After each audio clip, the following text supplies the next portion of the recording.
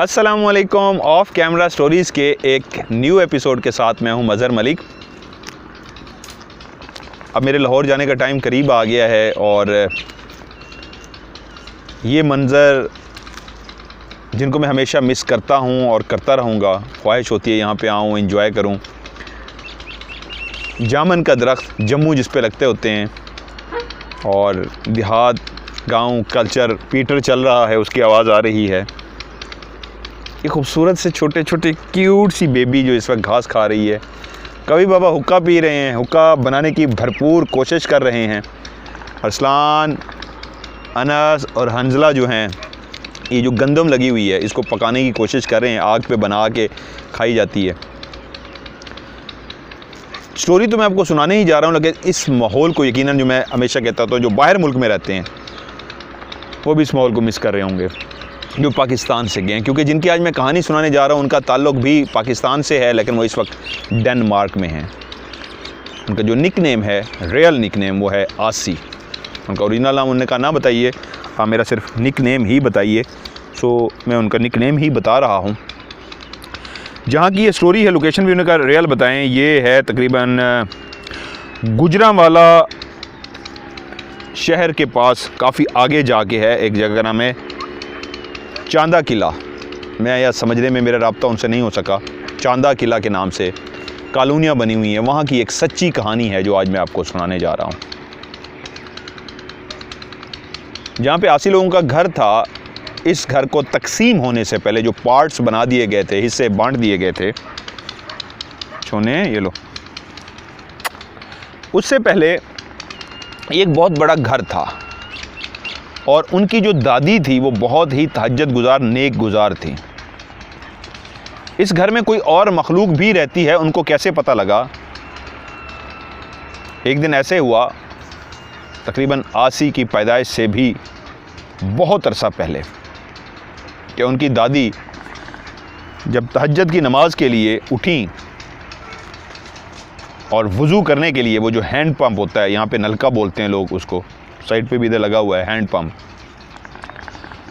तो आप एक हाथ से उसको चलाते हैं और दूसरे हाथ से आप पानी मुट्ठियों में भर के आप वज़ू करते हैं। उन्होंने हाथ से नलके को चलाया, जैसे ही पानी आगे से निकला तो उन्होंने दोनों मुट्ठियों को ऐसे बंद किया, उसमें पानी भरा और मुंह पे छींटा मारा। अभी छींटा मार के हाथ नीचे आया ही था कि वो दोबारा से नलके को चलाने को उन्होंने हाथ उस तरफ करने की, जैसे ही अभी हाथ उस तरफ बढ़ा जहाँ पे उन्होंने नलके को चलाना था, हैंड पंप को, तो उनकी आंखों ने जो मंजर देखा वो ये था कि हैंड पंप खुद ब खुद ऊपर नीचे हुआ। एक लम्हे को वो डर सी गई कि ये क्या हुआ, या अल्लाह ये क्या माजरा है।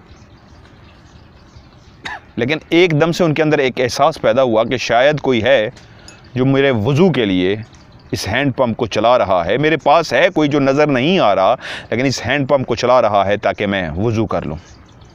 उन्होंने उसी वक्त औज़ु बिल्लाहि मिनश्शैतानिर्रजीम बिस्मिल्लाहिर्रहमानिर्रहीम पढ़ा और हाथ दोबारा से पानी भरने के लिए आगे किए और वज़ू करना शुरू कर दिया।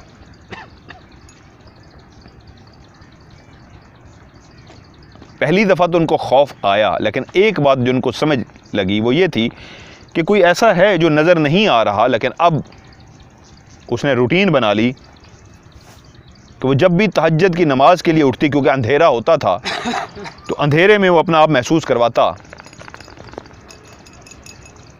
ये देखिए गंदम है सर, ये पके सो ये पक्की का नहीं, थोड़े थोड़े दाने कच्चे होने। कच्चे, ये गंदम है जो अभी पकी नहीं है। हंजला बच्चे आप क्यों इधर हो, आ जाओ। ये गंदम है जो अभी फुल पकी नहीं है, थोड़ी थोड़ी कच्ची है। लेकिन अरसलान और अनस लोग इसको अभी पकाएंगे। क्या गंदम को सराकी है? आभू। उर्दू में क्या कहते हैं मुझे नहीं पता, लेकिन इसको सराकी में ये लोग पकाएंगे। आभू पका रहे हैं, पकाओ दाभू कोई खवाओ जा सिट्टे कितना ना आभू पके पेन।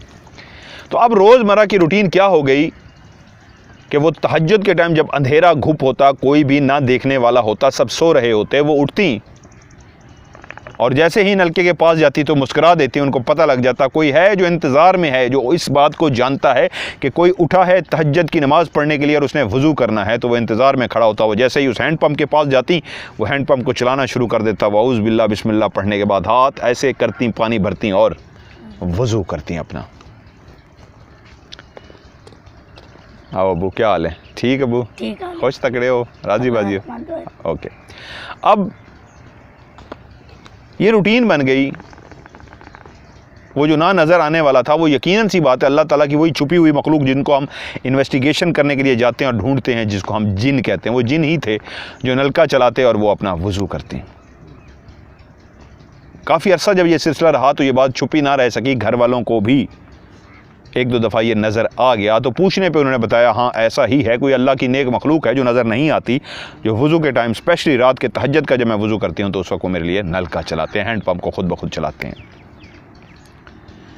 वक्त बदला, वक्त तेज़ी के साथ गुजरता रहा। इस बात को, ये जो पानी चलाया जाता उनको, उनके लिए तकरीबन ये बात बनती है 70-75 साल पुरानी जब बात जाके ये बनती है। वक्त गुजरा, 45 साल के बाद जो घर था वो पार्टीशन हो गए, जिनके हिस्से में जितना भी बेटे थे उनको बांट दिया गया। और यूँ आसी, जिन्होंने ये कहानी डेनमार्क से मुझे सेंड किया, उनके वालिद के हिस्से में जो 3-4 मरले मकान आया वो उनको दे दिया गया। कच्चे दौर होते थे, कच्चे मकान बनते थे, कमरे भी कच्चे होते थे, मकान कच्चे, लोग मोहब्बतों वाले होते थे। आज मकान पक्के बन गए हैं, लोग मोहब्बतें ख़त्म कर गए हैं। इस तरह आज भी ये कच्चा मकान मेरे पीछे है और जामन का दरख्त है, यहाँ आज भी मोहब्बतें कायम हैं, इसलिए सुकून है। इसलिए मैं ऐसी जगहों पे आके कहानी सुनाने की कोशिश करता हूँ और कहानी के बाद मैं सो जाऊँगा इस चारपाई पे, क्योंकि आज भी यहाँ पे मोहब्बतें हैं, क्योंकि मकान जो कच्चे हैं, पक्के मकानों में हर जगह पे तो नहीं, एक कहावत जिस तरह है। वक्त गुजरा, उनको मकान का हिस्सा मिल गया, सो आसी के वालिद अपनी वाइफ के साथ वहीं पर रहना शुरू हो गया। अल्लाह ताला ने उनको 3 बेटियां दी, एक बड़ी बड़ी बेटी, उसके बाद दूसरा नंबर था आसी का, और तीसरा एक और नंबर जिसका था वो छोटी बेटी थी। सो 3 बेटियां उनके यहाँ हुई। दरमियान वाली जो बेटी थी वो आसी थी। आसी की उम्र होगी तकरीबन कोई 16-17 साल के करीब, वो कॉलेज जा रही थी।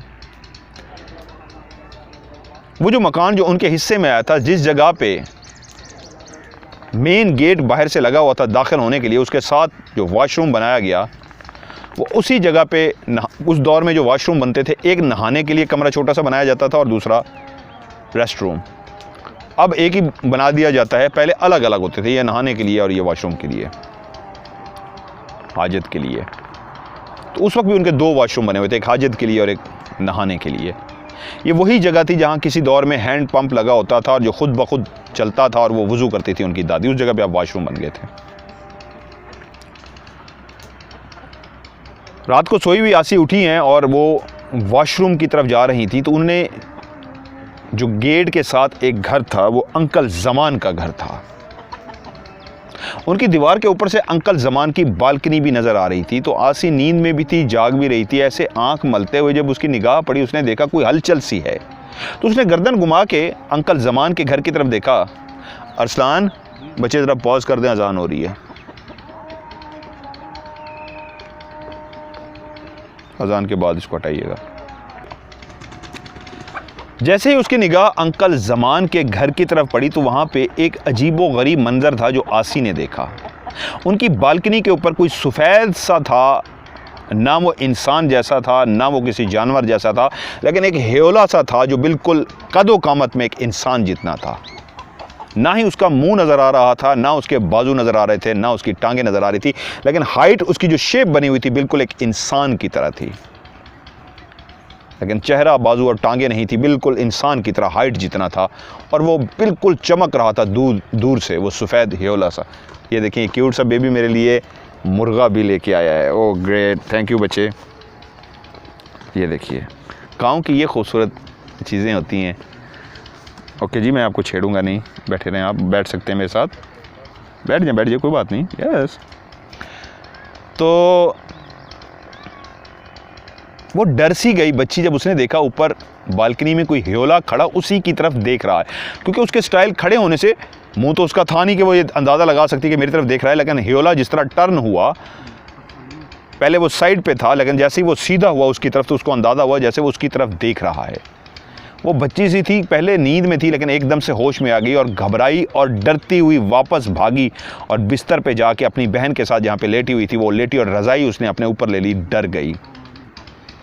उसके अंदर इतनी हिम्मत नहीं हुई किसी को जगा सके, बात कर सके। डरते डरते कब उसको नींद आई, यहाँ तक कि वो वॉशरूम भी जाना भूल गई। सुबह उठी, अपने कॉलेज की तरफ चली गई। बात याद भी थी, भूली हुई भी थी, वो भुलाना भी चाह रही थी, खौफ में भी थी कि आया मेरा वहम है या वाकई मैंने कुछ देखा है, उसको नहीं अंदाज़ा था। आप ये मेरी कहानी सुन रहे लग रहा है, ओके। 2-3 दिन सुकून से गुजर गए, शायद वो भी उस बात को भूल गई कि शायद मैं नींद में थी, कोई ह्योला था जो मैंने देख लिया, मेरा वहम था। लेकिन उसका दिल कहता था नहीं, ह्योला तो जेन्युइन था। एक रात फिर से पीछे वाले जो कमरे थे, 2 कमरे आगे की तरफ थे और 2 कमरे पीछे की तरफ थे। जो पीछे वाले कमरे थे वो अभी भी कच्चे थे, फ्रंट पे जो 2 कमरे थे वो उन्होंने पक्के बनवा लिए थे। इस रात वो अपनी बड़ी बहन के साथ उसी के बिस्तर पे सो रही थी और छोटी बहन अपनी माँ के साथ। नहीं सॉरी, बड़ी बहन जो थी वो अकेली सो रही थी दीवार वाली साइड पे चारपाई डाल के, और आसी और उससे छोटी बहन दूसरी चारपाई पे सो रहे थे। रात का कौन सा पहर था कि आसी की एकदम से आंख खुली और उसने जब देखा कि कुछ है जो मेरे पास खड़ा है, उसने आंखें मली और जब आंखें खोल के गौर से देखा तो वही ह्योला जो उसने बालकनी में देखा था, जो पहले किसी और तरफ खड़ा था और फिर सीधा होकर उसको देखना शुरू हो गया था, अब वो चमकदार सा बहुत ज़्यादा चमकता हुआ ह्योला उसके पास खड़ा हुआ था और उसको देख रहा था, बिल्कुल उसके सर के पास।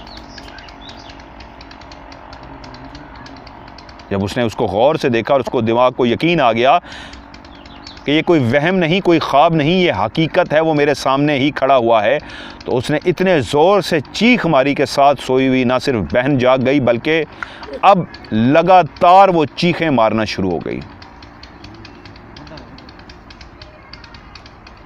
घर वाले डर गए, पूछा क्या हुआ, तो उसके बताया इस जगह पे मेरे साथ कोई खड़ा हुआ था। वाले साहब भी जो डर के उठ के आ गए थे परेशान होके कि बेटी के साथ क्या हुआ है। उन्होंने बेटी से पूछा क्या हुआ, तो आसी बोली मेरे साथ कोई यहाँ पे खड़ा हुआ था, पहले भी मैंने इसको देखा था बालकनी में, लेकिन मैं इसको अपना वहम समझी, आज बिल्कुल मेरे करीब यहाँ पे खड़ा हुआ था, न सर था न पाँव था, बिल्कुल एक ह्योला सा था। एक साया होता है, जैसे ब्लैक कलर का शेडो होता है, साया होता है, लेकिन ये साया वाइट कलर का था। वालिद ने कहा बेटा कुछ भी ऐसा नहीं है, तुम्हारा वहम है, तुम घबरा गई हो, डर गई हो, और बाप बेटी को समझाते रहे कि परेशान मत हो। बात आई गई हो गई। कुछ दिन और गुजरे, अब वो डरी डरी सी थी, बुरे बुरे ख्वाब उसको आ रहे थे, वो घबराई हुई थी, परेशान सी थी। अभी कुछ ही अरसा गुजरा कि वो इस बात को भुलाने की कोशिश में थी कि वो जो पक्के कमरे उनके बने हुए थे वहीं पे वो अपनी बहन के साथ लेटी थी। एक चारपाई पे बहन थी और एक चारपाई पे आसी लेटी हुई थी। ब्लैंकेट उसने लिया हुआ था, सर्दियों की ये रातें थी, यानी कि जिस तरह मार्च का महीना होता है, ठंड जा भी रही होती है और गर्मी आ भी रही होती है, तो आप बड़ी रज़ाई के बजाय कंबल लेते हैं, ब्लैंकेट लेते हैं। तो वो कंबल लेके लेटी हुई थी कि उसकी आंख खुली कि उसके पाँव को ठंड लग रही है। उसने कंबल दोबारा से पाँव के ऊपर लपेट लिया। अभी वो दोबारा ही लेटी थी कि दोबारा से ठंड लगनी शुरू हुई कि कंबल अपनी जगह से हिल चुका है। अब उसके जहन में आया कि अभी तो मैंने कंबल लिया था, अभी तो मैं दोबारा सोई भी नहीं, तो फिर कैसे हट गया। अभी वो सोच ही रही थी कि कंबल बाकायदा से ऊपर से हटाया गया पाँव वाली साइड से, और उसी लम्हे एक हाथ की तरह जिस तरह लम्स होता आया और उसके बाल जो बहुत लंबे लंबे थे, कमर से भी नीचे तक उसके बाल थे, सिल्की से बाल, उन बालों के अंदर उस हाथ ने हाथ फेरना शुरू कर दिया। वो जो पहले ही जाग चुकी थी उस 2 दफ़ा कंबल के हिलने की वजह से, कि जब तीसरी दफ़ा कंबल हटाया जा रहा था तो उसकी आंख खुल गई थी। अब फुल जागी हुई आसी को महसूस हुआ कि कोई उसके सर के अंदर प्यार से धीरे धीरे हाथ फेर रहा है, उसकी उंगलियां उसके बालों के साथ खेल रही हैं। ये एक लड़की के लिए इतना बड़ा खौफनाक एहसास था कि रात के इस पहर कोई है जो इंसान नहीं है, वो उसके सर की उंगलियों के अंदर बालों में हाथ अपना फेर रहा है मोहब्बत से। और एक 16-17 साल की लड़की के लिए बहुत ही खौफनाक बात थी जब उसको यकीन हो गया कि वो जो भी है जो मेरे बालों में हाथ फेर रहा है वो मुसलसल मोहब्बत भरे अंदाज में मेरे बालों में हाथ फेर रहा है। तो उसने चीखों का एक ऐसा लगातार सिलसिला शुरू किया कि सिर्फ ना माँ बाप बहन भाई जागे बल्कि इर्द गिर्द के घरों में कज़न और बाकी रिश्तेदार थे, वो भी आसी की चीखों से जाग उठे। वो इतनी खौफनाक भयानक चीखें मार रही थी कि इर्द गिर्द वाले भी सारे आ गए और घर के अंदर सारे जमा हो गए। और आसी से पूछा क्या हुआ, तो आसी ने बताया ऐसे कोई था जो मेरे इस तरह बालों के अंदर उंगलियां फेर रहा था। अब बाप को भी अंदाज़ा तो हो चुका था, लेकिन बेटी डर ना जो हो जाए, खौफज़दा ना हो जाए। वही हमेशा जो हमारे पेरेंट्स करते हैं कि बच्चों को डराएं नहीं बल्कि बहादुर बनाए, तो वो यही कहना शुरू कि बच्चे आपका वहम होगा, आप डर गए हो, कुछ भी नहीं है, ऐसा नहीं है। लेकिन अंदर से वो घबरा गए थे, नहीं ऐसा कुछ है, बेटी बिल्कुल डर चुकी है, कोई था, बेटी इस तरह नहीं कह सकती। बालकनी में भी नज़र आया, सोए हुए उसके पास खड़ा हुआ था, आज उसकी बालों में उंगलियां फेर रहा था। वो रात आसी ने, पूरे घर वालों ने जाग के गुजारी। वो बहुत खौफज़दा रही, लेकिन अब ऐसा सिलसिला शुरू हो चुका था कि अब उसको ख्वाब जो नज़र आते तो उसमें बकरियां देखती हैं और बकरियां उसको कहती हैं हम जिन हैं, हम आपके पास होते हैं, आप हमें अच्छी लगती हो। वो अपने बाप को, माँ को वो ख्वाब भी बताती तो बाप कहता कोई ऐसे नहीं, ख्वाब हैं, ख्वाब होते हैं। लेकिन एक बात का उसको अंदाज़ा हो चुका था, कोई है जो मुसलसल उसके पास होता है, हर वक्त उसके पास होता है। और अब ऐसे वाक़यात भी होना शुरू हो गए कि वो जो सोचती थी, जो चाहती थी, वो सुनता था, वो कर देता था। एक दिन उसकी बहन उससे खाने वाली बड़ी बहन चीज़ लेके भागी तो उसने फ़ौरन कहा नुकसान उठाओगी, दे दो मुझे। और बहन सीढ़ियाँ चढ़ते हुए जैसे ही सीढ़ी चढ़ने लगी, उसी वक्त सीढ़ियों से इस तरह गिरी कि उसका पाँव भी स्लिप नहीं हुआ। उसको लगा किसी चीज़ ने उसको पकड़ के खींचा है और वो नीचे गिरी, उसका पाँव टूट गया। और वो चीख के कह रही थी किसी चीज़ ने मुझे नीचे बाकायदा खींचा है जिससे मैं गिरी हूँ। आसी और उसकी छोटी बहन, गर्मियों के दिन थे, कहीं जा रहे थे, शादी से वापस आए थे या कहीं जा रहे थे, तो पसीने पसीने थे। तो उनके साथ जो हमसाया लड़का था बाइक पे सामने आ रहा था। उसने देखा कि उनके हमसाया दुआ सलाम तो थी। उन्होंने कहा आप लोग बहनें हैं मेरी, आए मैं आपको छोड़ देता हूँ, काफ़ी लंबा सफ़र है, गर्मी बहुत शदीद है, आइए मैं आपको छोड़ दूँ। तो छोटी बहन जो पहले ही थक चुकी थी कहती है बाजी बैठ जाते हैं, भैया हमें छोड़ देंगे। आसी के दिल में यह था कि मोहल्ला है, अजीबो गरीब से लोग हैं, कहीं बाइक पे बैठा हुआ किसी ने देख लिया तो बहुत गलत बातें फैलाएंगे। लेकिन छोटी बहन की हालत देख के जो पसीने से शराबोर थी और मज़ीद अब चल नहीं सकती थी, तो छोटी बहन के उस थकावट को देखते हुए आसी भी तैयार हो गई और कहा ठीक है भाई आप हमें घर तक छोड़ दें। अभी वो दोनों बहनें उस बाइक पे बैठ ही रही थी कि वहीं सामने एक और लड़का जो फारूक नाम का था खड़ा देख रहा था।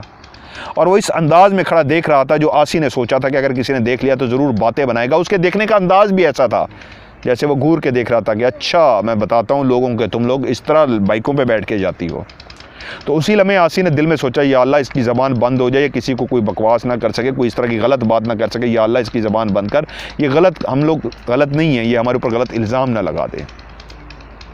वो दोनों घर पहुँची, सुबह का टाइम था, अभी स्कूल जाने कॉलेज जाने का टाइम नहीं हुआ था कि एक शोर सा हुआ, वो भी जाग गई।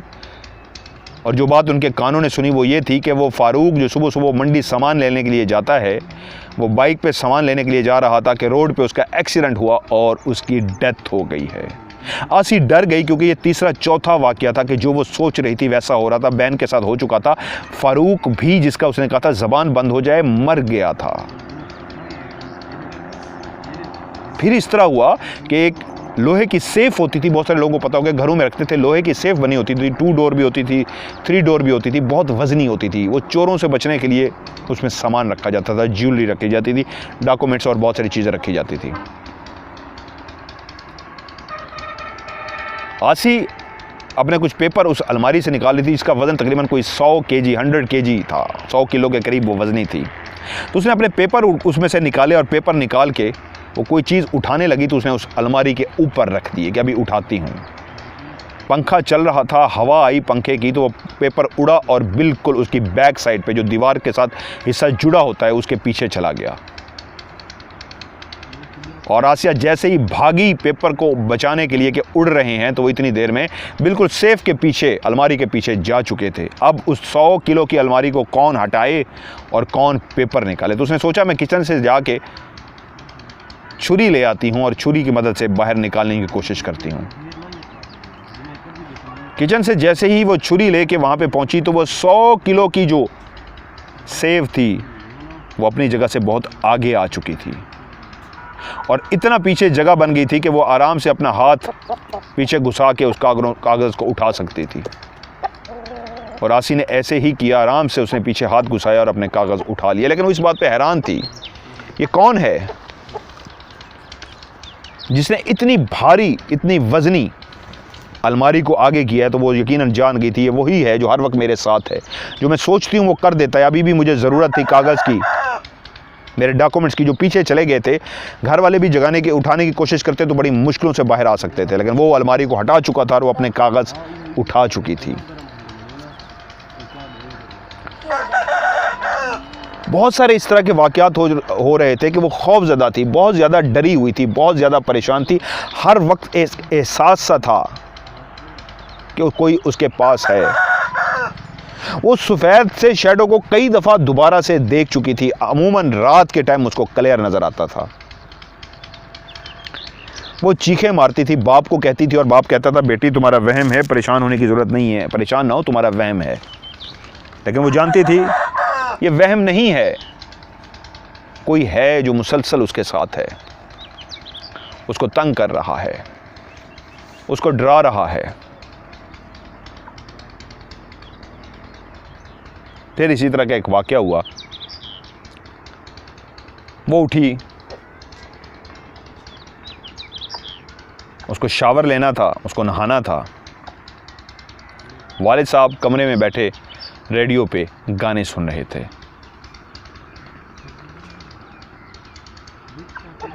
वो नहाने के लिए जैसे ही वॉशरूम में गई, अभी वो दरवाज़ा खोलने ही लगी थी तो किसी ने दरवाजे को ज़ोर से बजाया, उसी वॉशरूम को जो नहाने के लिए था। वो एकदम डर के पीछे हो गई। पता था अंदर कोई भी नहीं है, तभी तो वो नहाने जा रही थी। और ऐसा ही हुआ, उसने दोबारा से दरवाज़ा खोला, अंदर झांका तो अंदर कोई नहीं था। तो वो समझ गई दरवाजे को बजाने वाला कोई और नहीं, वही है जो हर वक्त उसको परेशान कर रहा है, हर वक्त उसको तंग कर रहा है।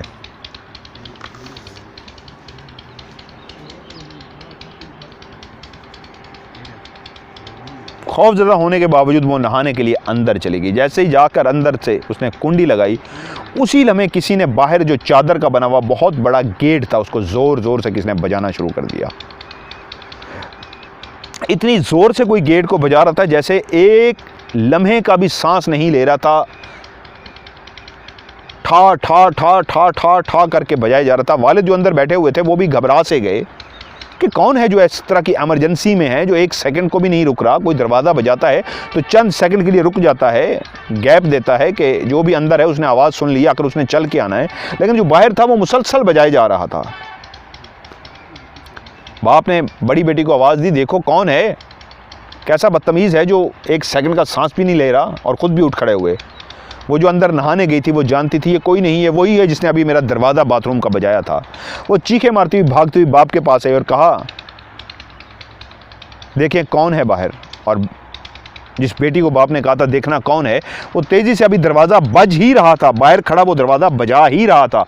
तो उसने जब दरवाज़ा खोला तो जैसे ही दरवाज़ा खुला उसी लम्हे दरवाज़ा बजना बंद हो गया, लेकिन बाहर कोई भी नहीं था।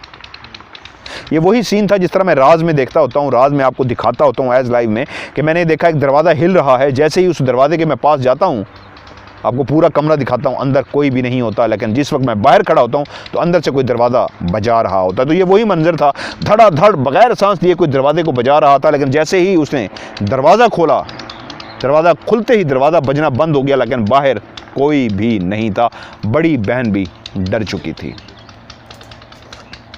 अब वो जो बाथरूम में नहाने गई थी, भागती हुई जब बाप के पास पहुंची और बाप को कहा अब यकीन आ गया, हमेशा से जो आप कहते हैं कोई नहीं है, कोई नहीं है, तुम्हारा वहम है, अब पता लग गया मेरा वहम नहीं है अबू जी, ये वही है जो हर वक्त मुझे परेशान करता है, ये वही है जो हर वक्त मुझे सताता है। अब तो बहन भी गवाही दे रही थी, अबू बाहर तो कोई भी नहीं है, और बाप भी सुन चुका था, क्योंकि बाप ने गुस्से में कहा था ये कौन है बदतमीज़ जो एक सेकंड का सांस में नहीं, एक सेकंड के लिए सांस भी नहीं ले रहा और मुसलसल दरवाज़ा बजाई जा रहा है। तो उस दिन बाप ने फैसला किया, पता तो था उनको, क्योंकि इसी घर में वो जो दादी, उनकी माँ आसी की दादी, जब वुज़ू करती थी तो नल का हैंड पंप खुद ब खुद चलता था। तो जानते तो वो इस बात को थे कि यहाँ पे कोई और भी है, लेकिन अब वक्त बदल गया था, हालात बदल गए थे, तो वो ये समझ बैठे थे शायद जो था वो शायद मेरी माँ के लिए तहज्जुद के टाइम पे हैंड पंप चलाता था, लेकिन ऐसा नहीं था। वो जो भी था अब बसेरा भी रखता था, अब शायद बेटी के साथ अटैच हो गया था, इसलिए बालकनी में पहली दफ़ा तो नज़र आ गया था, दूसरी दफ़ा चारपाई के करीब खड़ा हुआ था, तीसरी दफ़ा ब्लैंकेट को हटा रहा था और उसके बाद उसके बालों में उंगलियां फेर रहा था। जो बेटी को हर जगह पे नज़र आ रहा था, उसके ख्वाब भी अब बाप को सच्चे नज़र आने शुरू हो गए, जिसमें वो देखती थी कि कोई बकरियां हैं, कोई जानवर हैं, चीज़ें हैं जो उसको कहते हैं ब्लैक शैडो हैं, वो सफ़ेद साया जिसको कहता है हम जिन हैं, हमें आपसे प्यार हो गया है, हमें आप बहुत अच्छी लगती हैं, हम आपके साथ रहते हैं। आज इस गेट के वाक़े ने बाप को भी हिला के रख दिया और उन्होंने फ़ैसला किया कि मैं किसी से रब्ता करता हूँ। और ऐसा ही हुआ। दूर कहीं एक मस्जिद थी जो जुमा की नमाज़ के लिए वहाँ दूर जाते थे, वहाँ पे एक तबलीगी जमात का लोग आए हुए थे। वो वहाँ पे पहुँचे और जाके उनको सारा वाक़या बताया कि बेटी के साथ क्या मसला आ रहा है, उनको सारी सूरत हाल बताई। तो उन्होंने पानी की बोतल मंगवाई और पानी की बोतल उनको दम करके दी और कहा बेटी को ये पानी भी पिलाएं और पूरे घर के अंदर छिड़काव करें। तबलीगी जमात वाले तावीज़ नहीं देते। ये हैंड पंप है जिसकी आपको आवाज़ भी आ रही है। मैं भी इसी तरह तावीज़ नहीं, पानी को पढ़ के देता हूँ, उसको पीना होता है और उसको पूरे घर के चारों कोनों के अंदर छिड़काव करना होता है ताकि जो चीज़ भी उस घर को छोड़ जाए। और ऐसा ही हुआ, उन्हें पानी पढ़ के दिया और कुछ हिदायत भी दी कि जाके बेटी को पिलाइए और घर के चारों कोनों के अंदर इसको छिड़काव कर दीजिए ताकि जो चीज़ भी है उसको छोड़ के चली जाए। और ऐसा ही हुआ। वो घर आए, बेटी को मुस्तकिल पानी पिलाने लगे। वो तमाम जो हिदायत उन्होंने दी थी वो हिदायत पे बेटी को भी बताया, अमल करने लगे और घर के अंदर मुसलसल पानी का छिड़काव करते रहे। आहिस्ता आहिस्ता बेटी जो हर वक्त खौफ की कंडीशन में चली गई थी, हर वक्त डर की कंडीशन में चली गई थी, अब वो बेहतर होनी शुरू हो गई। अब उसको आहिस्ता आहिस्ता महसूस होना शुरू हो गया, जो हर वक्त उसके पास होता था अब आहिस्ता आहिस्ता कहीं दूर जा रहा है। अब वो जो उसको शैडो नज़र आने शुरू हो गया था, हर वक्त महसूस होता था कोई करीब है, अपनी मौजूदगी का एहसास दिलाता था, अब उसके करीब नहीं था, वो कहीं जा चुका था। वो जो उन्होंने पानी पढ़ के दिया था, जो घर के अंदर छिड़का गया था, वो जो पिलाया गया था, उसका असर हो चुका था। वो जो भी था कहीं दूर जा चुका था। काफ़ी अरसा तक आसी के साथ कोई भी वाकया नहीं हुआ। वो बिल्कुल रिलैक्स हो गई, बिल्कुल मुतमईन हो गई कि शायद जो भी है वो मेरे से दूर जा चुका है। लेकिन जो भी हिदायत मिली थी उसको, वो उस पर बाकायदगी से अमल करती रही, क्योंकि वो टाइम पीरियड जो उसका था वो एक भयानक सा टाइम था। उसको आज भी वो लम्हे, वो सब कुछ याद था। जब पहली दफ़ा उसने उसको बालकनी पे देखा था, दूसरी दफ़ा उसकी चारपाई के करीब खड़ा था, बिल्कुल सफ़ेद सा, ऊपर से गोल, ऐसे जैसे सर होता है फुटबॉल की तरह, ऐसे गोल सा सर, उसके बाद जैसे शोल्डर होते हैं ऐसे शोल्डर, उसके बाद बिल्कुल ऐसे गोल सा नीचे, और नीचे जाके उसके पाँव की चूंच सी बन जाती थी। नीचे पाँव की चूंच सी थी, ऐसे ऊपर सीधा आके ऐसे शोल्डर और उसके ऊपर सर, और इंसान की हाइट जितनी हाइट, ना ही कोई बाजू थे और टांगे नहीं थी, बल्कि नीचे जाके ऐसे चूंच सी बन जाती थी। काफ़ी अरसा तक जब उसके साथ कुछ भी नहीं हुआ तो वो खुश हो गई कि जो चीज़ भी है वो जा चुकी है। उसने खुदा का शुक्र अदा किया और जो हिदायत उसको दी गई थी उस पर अमल करती रही। कुछ अरसे के बाद जी सर, उसको बन गए हैं, लेकिन कामयाब नहीं, प्रॉपर तरीके से नहीं आया, क्योंकि पहली दफ़ा हमने ट्राई किए हैं, इसलिए आप लोग नहीं बना सके। लेकिन फिर भी दुरुस्त है। कहना आदा चस कहने, लेकिन ठीक है। मली खान कभी तू भी नहीं भी अपना बना सकिया। ओके, अब घर में तो सुकून था, वो जो चीज़ भी थी वहाँ से जा चुकी थी। आसी भी अपनी ज़िंदगी में नॉर्मल हो चुकी थी। आसी को ज्वेलरी का शौक़ था, जिस तरह हर खातून को होता है, हर लड़की को होता है। यार मैंने हाथ भी नहीं धोए, मैंने उन जानवरों को हाथ लगाया, सॉरी, इसको अभी रख लें, sorry, I am really sorry. हाथ धोऊंगा फिर मैं खाऊंगा। गुजरांवाला शहर के अंदर वो, क्योंकि वो दूर कहीं रहते थे, तो वो गुजरांवाला शहर के अंदर गई ज्वेलरी लेने के लिए। बड़ी थी माशाल्लाह, काफ़ी टाइम हो गया था, कुछ ऐसा नहीं हुआ था, कॉलेज जाती एक गर्ल थी। एक ज्वेलर्स की शॉप पे जब वो दाखिल हुई तो दरवाज़ा खुला हुआ था। वो अंदर दाखिल हुई, काफ़ी बड़ी दुकान थी, सामने शोकेस था, पीछे शीशे के शोकेस थे जिनको लॉक लगा हुआ था और उनके अंदर गोल्ड के बॉक्स और चीज़ें रखे हुए थे। सामने भी कुछ चीज़ें रखी हुई थी। सामने एक बुज़ुर्ग से बैठे हुए थे, उनकी उम्र होगी 75 से 80 साल के करीब लगभग। जाते ही यासीन ने कहा अस्सलाम वालेकुम। बुज़ुर्ग ने कहा वालेकुम सलाम बेटा।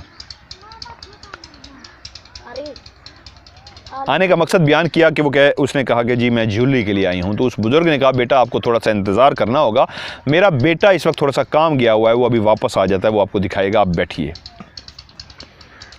आसी खामोशी के साथ बैठ गई। 2-3 मिनट खामोशी से गुजरे कि एकदम से वो जो बुज़ुर्ग दूसरी साइड पे, काउंटर के अंदर वाली साइड पे बैठे हुए थे, बाहर जहाँ पे स्टूल रखे हुए थे कस्टमर के लिए, और दूसरी साइड पे अंदर चेयर्स थी जो ऑनर्स मालिक थे शॉप के, उनके लिए। उसी साइड पे जो वहाँ पे मालिक बैठता था, वहीं पे जो वालिद साहब बैठे हुए थे उस लड़के के, तो वो बोले बेटा एक बात कहूँ। आसी ने कहा जी अंकल कहिए। उसने कहा बेटा क्या तुम अपने माथे से चादर हटा सकती हो? नकाब किया हुआ था आसी ने, आंखें सिर्फ बाहर थीं और माथे के ऊपर भी चादर थी और सिर्फ आंखें नज़र आ रही थी। वो चौंकी। उसने कहा जी अंकल मैं समझी नहीं। उसने कहा बेटा मैं इसलिए कह रहा हूँ कि क्या तुम काफ़ी अरसा डरती रही हो? इस बात पे चौंकी। कहा जी डरती रही हूँ। उसने कहा बहुत, तकरीबन कोई 2-2.5 साल का अरसा तुमने बहुत शदीद परेशानी में गुजारा है। उसने कहा जी अंकल। उसने कहा तो इसलिए कह रहा हूँ बेटा अगर तुम माथे से कुछ देर के लिए ये चादर सिर्फ माथे से हटा दोगी तो मैं कुछ देखना चाहूँगा। मैं इसलिए आप लोगों से तस्वीर मंगवाता हूँ, नाम और वालदा का नाम पूछता हूँ। मुझे जो क्लियर फेस की चाहिए होती है, जिसमें मैं आपको कहता हूँ क्लियर हो, डिफोकस भी ना हो। मुझे भी ये माथा देखना होता है पढ़ाई करके, तो इसलिए मुझे सिर्फ चेहरे की क्लियर तस्वीर चाहिए होती है, माथा देखना होता है। उन्होंने माथा देखा और माथा देखने के बाद वो बोलना शुरू हुए कि बेटा तुम्हारे साथ तो तकरीबन 2-2.5 साल इस तरह का, वो तमाम जो हालात आसिया के साथ गुजरे थे वो बताना शुरू हो गए कि तुम्हारे साथ तो कोई साया सा था और तुम डरती रही हो और इस तरह का था। उन्होंने कहा जी अंकल। कहा रुको एक सेकेंड। कागज़ पेंसिल उन्होंने उठाई और कागज़ के ऊपर कुछ लिखते रहे। लिखने के बाद उन्होंने उसको फोल्ड किया और उसको कहा बेटा इसको मुंह में डाल के चबाओ। आसी हैरान हुई कि ये कैसी फरमाइश है, लेकिन वो एक बात समझ गई थी। वो बुज़ुर्ग जो भी थे जिनसे उसका ज़िंदगी में पहली दफ़ा सलाम दुआ हुई थी, वो उनको जानती नहीं थी, वो उसको नहीं जानते थे, लेकिन इतनी पहुँची हुई हस्ती ज़रूर थे कि बहुत सारी चीज़ें उन्होंने बता दी थी। आसी ने उनकी बात मानी, कागज़ को पकड़ा और मुंह में डाल के चबाना शुरू कर दिया। कुछ देर चबाने के बाद उसने कहा बेटी अपने इसके हाथ पे इसको बाहर निकालो। उसने उस चबाए हुए कागज़ को अपने हाथ पे निकाला। वो फिर कुछ पढ़ते रहे। पढ़ने के बाद उन्होंने फूंक मारी उस कागज़ के ऊपर, फूंक मार के कहा अब इसको चबाओ। फूंक मारने के बाद जैसे ही आसी ने उसको पकड़ा और उसको मुंह के अंदर डाला, तो उसी लम्हे अभी ज़बान को टच ही हुआ था कि आसी ने उसको फ़ौरन बाहर थूक दिया। बुज़ुर्ग बोले क्या हुआ? कहती है बहुत जहरीला हो गया, इतना जहर जाए, इतनी अजीब सा ये हो गया जो पहले ऐसे था नहीं। कहते हैं यही मैंने चेक करना था, जहरीला ही हो गया ना, बहुत कड़वा महसूस हो। उसने कहा जी अंकल बहुत कड़वा, बहुत जहरीला। उसने कहा बेटी 100% कन्फर्म हो गया, जो मैं देख रहा था वो हुई ही माथे पे जो मैंने देखा वो कन्फर्म हो गया।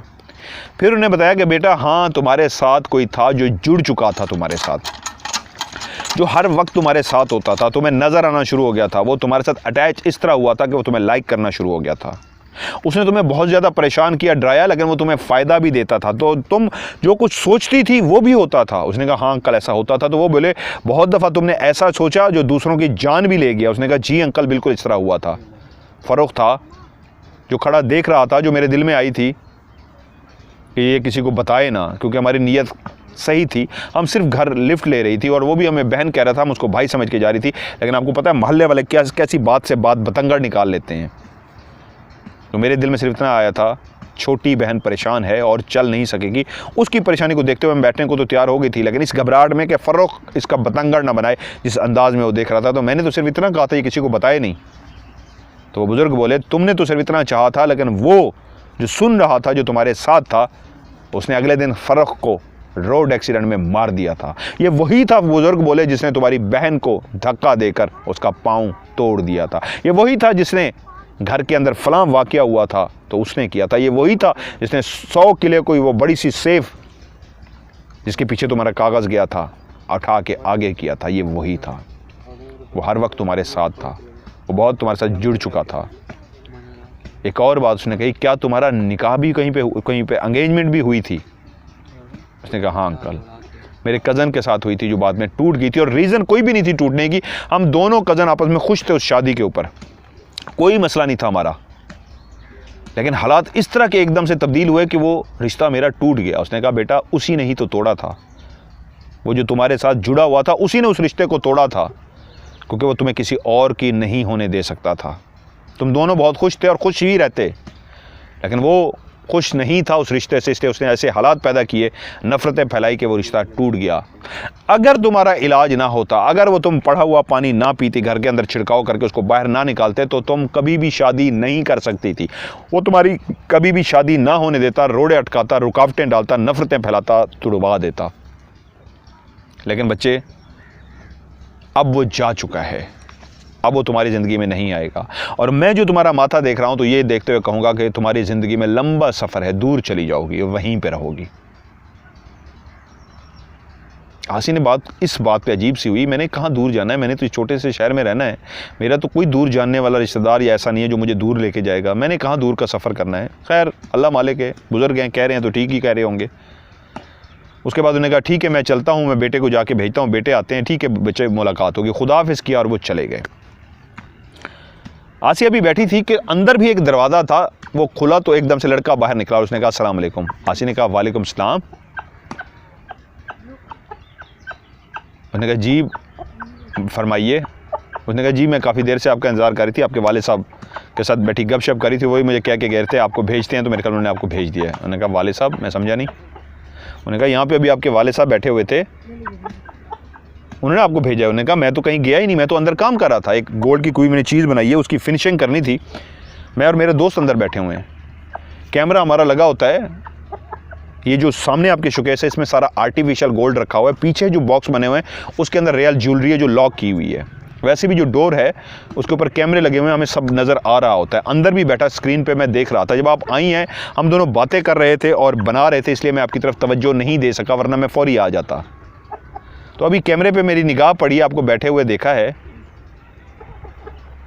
तो फिर मैं एकदम से मैंने कहा चले मैं फिनिशिंग ख़त्म करके आता हूँ। तो मैंने फिनिशिंग ख़त्म की और बाहर आ गया हूँ, मैं तो कहीं गया ही नहीं हूँ। तो उसने कहा, नहीं आपके वाले साहब कह के गए हैं। उसने कहा, कौन से वाले साहब? तो उसने हुलिया बताया, ऐसा ऐसा हुलिया है, ये उनकी उम्र थी और सफ़ेद दाढ़ी थी, बिल्कुल सफ़ेद से थे, बिल्कुल नूरानी सा चेहरा था और इस तरह उन्हें चादर भी ली हुई थी और इस तरह था सारा। उन्होंने कहा, मेरे वालिद साहब को इस दुनिया से गए हुए, फौत हुए 7 से 8 साल हो चुके हैं, आप कौन से मेरे वालिद साहब की बात करें हुए? तो वो चौंक गई, कहती है, नहीं मैं अभी बैठे हुए थे, उन्होंने मुझसे ये बातें की हैं। तो वो भी चौंक गया, कहते हैं किस जगह पे थे? उन्होंने कहा, इस जगह पे, अगर आपके कैमरे लगे हुए हैं आप कैमरों में देखें। जब आसी ने ये कहा तो लड़का उठा और उसके ने क्या किया, जाके वो जितनी भी रिकॉर्डिंग थी वो रिकॉर्डिंग निकाली। तो रिकॉर्डिंग में वो क्या देखता है कि आसी किसी के साथ मुसलसल बैठी वाकई ही बातें कर रही है, लेकिन जिस साइड पे वो देख के बातें कर रही है वो जगह खाली है, उस जगह बैठा हुआ कोई नहीं है, लेकिन आसी किसी के साथ बातें कर रही है। और कैमरे ने यहाँ तक भी दिखा दिया कि आसी ने कुछ मुंह में भी लिया था और आसी ने बाहर भी निकाला, और बाहर निकाल के उसको ये भी कैमरे में रिकॉर्ड हो गया कि दोबारा से मुंह में डाला और उसके बाद उसने उसको थूक भी दिया था। और जब वो नीचे देखा तो थूका हुआ भी नीचे कुछ भी नहीं था। एक बात तो उस लड़के को इतना अंदाज़ा हो गया कि खुद ब खुद तो आसी कोई पेपर पकड़ के इस तरह नहीं कर सकती, कुछ हुआ ज़रूर है, लेकिन उस साइड पे बैठा हुआ कोई भी नहीं था। अब आसी परेशान थी तो फिर ये कौन था, ये बुज़ुर्ग कौन थे? बहुत कुछ ऐसा मुझे बता गए, उन्होंने भी मुझे बहुत कुछ बताया है, लेकिन मैंने बेहतर समझते हुए स्किप कर दिया है, वो कुछ चीज़ें नहीं बताई खुद से जो नहीं बतानी चाहिए, लेकिन बहुत कुछ वो वहाँ पे बता गए थे। अब एक बात जो आसी के दिल में थी, वो सारी बातें जो सच थी, जो पिछली गुजरी हुई बता गए थे। आने का वो कह गए थे लंबा सफ़र दूर और वहीं पे ज़िंदगी सेटल। ये इस बात पे ज़रूर चौंक चुकी थी, ये कैसे होगा, मेरा तो दूर दूर कुछ नहीं है। लेकिन ऐसा ही हुआ, अल्लाह ताला ने एक ऐसा सिलसिला बनाया कि ख़ुद ब खुद क्या हुआ कि आज आसी डेनमार्क में है और एक खुशियों भरी ज़िंदगी गुजार रही है, बिल्कुल नॉर्मल ज़िंदगी गुजार रही है। दोबारा उसकी ज़िंदगी में कुछ भी नहीं हुआ। आज वो एक हैप्पी लाइफ गुजार रही हैं, खुशहाल ज़िंदगी गुजार रही हैं। लेकिन गुजरे हुए ये लम्हात जो उनकी ज़िंदगी में थे, आज भी उनको याद हैं, जो उनके साथ बीते थे। फिर उन्होंने ये अपनी स्टोरी मुझे भेजी, एक सच्ची कहानी जो उन्होंने कहा आप मेरा निकनेम के साथ सुनाएं। और गुजरावाला का शायद ये जो मैंने वाक़या सुनाया, अगर वो भाई भी इस कहानी को सुन रहे हैं जिनकी ज्वेलरी की शॉप है, तो वो भी चौंक गए होंगे, क्योंकि उनको वो वाक़या याद आ गया होगा गुजरावाला में, जब एक लड़की आई थी, इस तरह बैठी थी और किसी से बातें कर रही थी। कैमरे ने भी दिखाया था, उसने थूका भी था, लेकिन कैमरे में जिससे वो बातें कर रही थी, वो जो सामने बैठा हुआ था, वो कैमरे ने उसको रिकॉर्ड नहीं किया था। लेकिन एक प्रूफ ज़रूर था, आसी ने खुद से वो कागज़ नहीं फाड़ा था, फोल्ड नहीं किया था, हाथ में नहीं लिया था। कोई था जिसने कागज़ को लिखा था, फाड़ा था और उसको फोल्ड करके दिया था, लेकिन वो नज़र नहीं आया था। वरना वो लड़का ये समझ सकता था कि शायद आसी का वहम था, या आसी खुद ब खुद बैठी बातें कर रही थी। इस सबूत ने, थूकने ने, और जो मुंह में पढ़ के पढ़ा और उसको थूक दिया और कागज़ लिपटा, ये यकीन दिला दिया था उस लड़के को, यस यहाँ पे कोई था जो कैमरे में नज़र नहीं आया था। अगर वो उसको देख सकता तो शायद पहचान लेता वालिद साहब थे या कौन था वो बुज़ुर्ग। खैर, ये एक सच्ची कहानी थी जो आसी ने मुझे भेजी, जो मैंने आपको लोगों को सेंड की। प्रोग्राम के एंड में मैं जिस तरह आपसे कहता होता हूँ, आप लोग भी अपनी सच्ची कहानियाँ मुझे सेंड कीजिए, इंशाल्लाह उसको मैं ऑफ कैमरा स्टोरी में शामिल करूँगा। लेकिन कुछ लोगों को फिर मैं जवाब दे दूँ, आप कहते हैं हमारी कहानी क्यों नहीं शुरू हुई। ऐसा नहीं है कि आज आपने कहानी शुरू की मैं कल सुना दूंगा, नो। बहुत सारी कहानियाँ मुझे आज आई हुई हैं, सो सबको मैं सेव कर लेता होता हूँ। जैसे जैसे नंबर आता जाएगा मैं आपकी कहानी को सुनाता जाऊँगा। आज अगर मैंने 40 नंबर कहानी सुनाई है तो कल 41 सुनाऊंगा, नेक्स्ट टाइम 42 सुनाऊंगा, नेक्स्ट टाइम 43 सुनाऊंगा, 44 सुनाऊंगा। इस तरह आपका नंबर भी आ जाएगा। आप लोगों ने परेशान नहीं होना, कहानी आपकी सुनाई लाजमी जाएगी एंड डिलीट भी नहीं करना। अगर आपने मुझे वॉइस मैसेज रिकॉर्ड करके भेजा हुआ, जिस तरह आसी ने मुझे 2 क्लिप भेजे हैं तकरीबन बड़े बड़े, तो वो डिलीट अब कर सकती हैं, क्योंकि इनकी कहानी मैं सुना चुका हूँ। अगर मैंने कहानी ना सुनाई होती तो उससे पहले ये डिलीट आप लोगों ने नहीं करनी। इसको सेव रखना है तब तक जब तक मैं इसको प्रोग्राम में शामिल नहीं कर सकता। जैसे प्रोग्राम में आपका वॉइस मैसेज जो मैंने सुन लिया उसको प्रोग्राम में भी शामिल कर लिया, स्टोरी सुना दी, उसके बाद आप उसको बेशक डिलीट कर दीजिए। उससे पहले डिलीट नहीं करना जब तक प्रोग्राम में शामिल ना हो। रिकॉर्डिंग का सिलसिला भी जारी है। ये पूरी टीम, हंजला मेरे साथ बैठा हुआ है, अनस पीछे खड़ा हुआ है, अरसलान है और कवि बाबा, ये सारे हम रिकॉर्डिंग्स कर रहे हैं। आज रात को भी हमारी रिकॉर्डिंग है, काफ़ी रिकॉर्डिंग कर चुके हैं और बहुत बड़े बड़े ज़बरदस्त किस्म के साइन हैं जो हम रिकॉर्ड कर चुके हैं और इंशाल्लाह ये आपको नज़र भी आएंगे। बहुत ज़बरदस्त राज है जो आप देखने जा रहे हैं, इंशाल्लाह आपको जल्द ही इंशाल्लाह ज़बरदस्त किस्म का राज है जो इंशाल्लाह आपको नज़र भी आएगा। सो जो पाकिस्तान से बाहर हैं वो पाकिस्तान का कोड मिलाएंगे मुझे अपनी स्टोरी सेंड करने के लिए, +92 313 66 55500। रिपीट कर देता हूँ, +92 313 66 55500। और पाकिस्तान में जो लोग हैं वो मिलाएंगे 0313 66 55500। ये नीचे डिस्क्रिप्शन जो होती है वीडियो की उसमें भी लिखा हुआ है। इसमें आप वॉइस मैसेज की सूरत में अगर मुझे सेंड करना चाहते हैं तो एक ही क्लिप बना के भेजिए, और अगर आप मुझे लिख के भेजना चाहते हैं तो स्टोरी को उर्दू में, इंग्लिश में, रोमन में लिख के भेजिए। सो आज की ऑफ कैमरा स्टोरी से मज़हर मलिक इस खूबसूरत से इन्वायरमेंट के साथ आपसे इसलिए इजाज़त चाहेगा कि अब मैंने इतने लम्बे पे आ जाना है, अब मैंने यहाँ पे सोना है। इस गाँव के माहौल को, पहले हवस थी, अब ठंडी ठंडी हवा चल रही है, मैंने इंजॉय करना है। अब जो इन्होंने बनाए थे अब दोबारा से बनाने की कोशिश करते हैं, इन्होंने तो ज़ाया कर दिए। मुझे था कि ये बना लेंगे लेकिन नाकाम हो गए आप लोग। अरसलान की मिस्टेक है, अरसलान की मिस्टेक है। बड़े दावे किए थे अरसलान ने, लेकिन अच्छी ट्राई की इन लोगों ने।